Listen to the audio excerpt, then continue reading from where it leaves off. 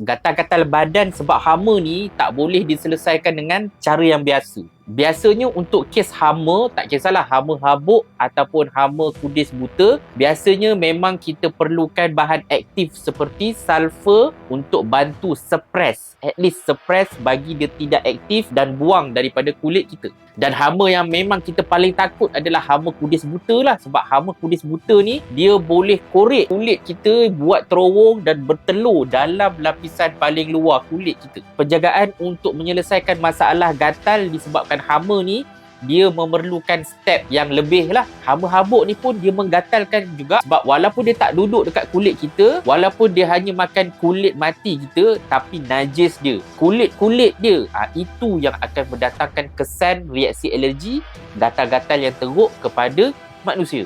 Memang saya suggest untuk pakai lotion pelembap anti gatal yang memang ada sulfur. Sebab sulfur ni memang digunakan daripada dulu lagi untuk suppress mite, untuk menyelesaikan masalah hama. Yang penting dia mengurangkan, melegakan gatal. Sebab dia ada banyak bahan-bahan ramuan yang fokus dia memang untuk gatal. Macam hyaluronic acid, allantoin, glycerin, jojoba wax ester, aloe vera, vitamin E, fosfolipid. Memang kerja dia adalah mengurangkan iritasi, melegakan iritasi dan melegakan gatal.